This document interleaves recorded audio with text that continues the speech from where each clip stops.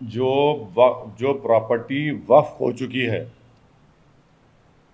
और उसका गज़ेट भी इशू हो चुका है, या अगर नहीं भी हुआ है तो सुप्रीम कोर्ट ने का जजमेंट है कि waqf by user also is a waqf property.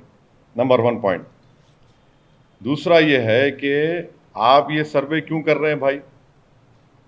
आप ये सर्वे करके जो 1989 के बाद जो प्रॉपर्टीज़ को वक्फ कर दिया गया है, उन प्रॉपर्टीज़ को आप लेने का आपका प्रेस नोट में आप वो जो आपका ऑर्डर है वो कह रहे हैं। सबसे पहली बात तो ये है कि ये ऑर्डर इलीगल है, इसको यूपी सरकार फौरन विड्रॉ करना चाहिए। और क्यों इलीगल है? अगर वक्फ प्रॉपर्टी वहाँ पर इस्तेमाल हो रही है, वक्फ है, तो आप कैसा गवर्नमेंट ले सकती है उसको? गवर्नमेंट को चाहिए कि section 83 of central Waqf act पढ़ें। आप कोर्ट को जाइए, वक्फ ट्रिब्यूनल को जाइए। नंबर 1, जब प्रॉपर्टी वक्फ हो चुकी है, सरकार लेना चाहती तो वक्फ ट्रिब्यूनल को जाइए आप। दूसरा, आप हाई कोर्ट को जाइए, 226 को इस्तेमाल करिए, सुप्रीम कोर्ट जाइए, 32 इस्तेमाल करिए। कैसे आज आप ये ऑर्डर निकाल रहे हैं? और कि स्टैच्यू ऑफ लिमिटेशन अप्लाई नहीं होता क्या इसके ऊपर? आप सर्वे करने का मकसद क्या है? वक्फ प्रॉपर्टीज को आप छीनना चाह रहे, ये आपका असल इंटेंशन है। तो इमीडिएटली आप इस ऑर्डर को विड्रॉ करना चाहिए यूपी सरकार को, योगी सरकार को। और आपका इंटेंशन ये है कि वक्फ प्रॉपर्टीज को छीन लिया जाए। आपको इख्तियार ही नहीं है ये करने का, ये गलत काम आप कर रहे हैं।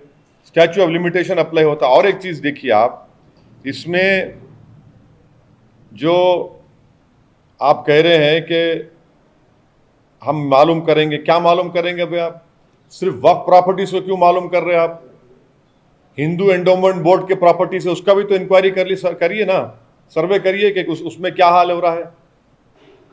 आखिर रुकेगा कहां बात? ये मैं शुरू से कह रहा था आपको कि देखिए, ये मदरसा जो सर्वे कर रहे हैं, इसके पीछे इन लोगों की एक हरकत है, इनका एक साजिश है, एक मंसूबा है, वो दिन ब दिन सामने आ रहा है, दिन ब दिन सामने आ रहा है।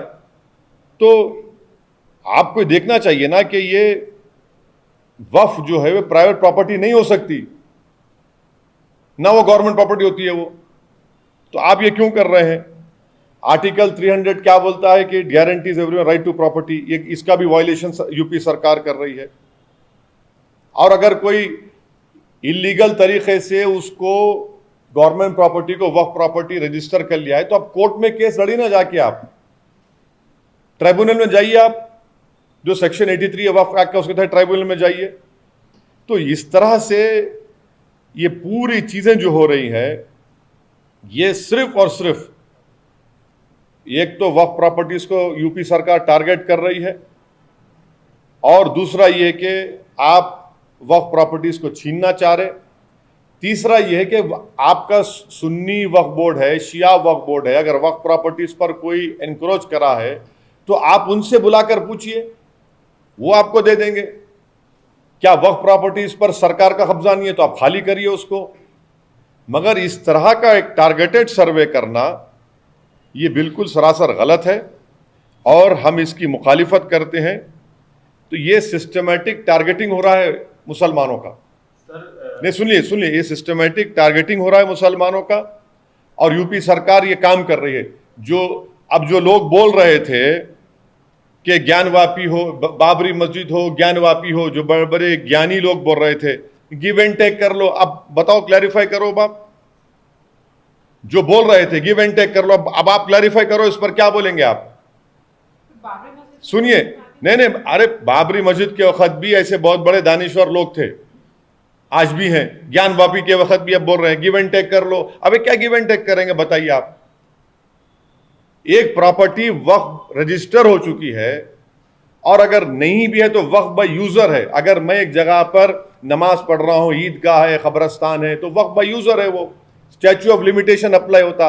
अब सरकार आकर बोलेगी नहीं ये वक्फ नहीं, हम छीन लेंगे। आप कैसे छीनेंगे? आप वक्फ एक्ट के तहत सेक्शन 83 है, वक्फ ट्राइब्यूनल को जाइए। आपका इंटेंशन ये है वक्फ प्रॉपर्टीज को छीन लेना, और अगर कोई वक्फ प्रॉपर्टीज पर कोई एंक्रोच करा है, कोई काबिज है, तो भाई सुन्नी वक्फ बोर्ड क्या कर रहा है, शिया वक्फ बोर्ड क्या कर रहा है, सरकार उनकी मदद क्यों नहीं कर रही है? और सर्वे आप करा रहे हैं तो हिंदू एंडोमेंट बोर्ड का भी सर्वे कराइए ना, मठों का कराइए। ये एक सिलेक्टिव टारगेटिंग है एक समुदाय की, कि इनको बस तंग करते रहो, इनको सुकून से रहने मत दो, और ऊपर से बड़ी बातें करते हैं आप। ये 89 का क्या मतलब है बताइए? 89 का डेट कैसा लेके आ रहा है आप?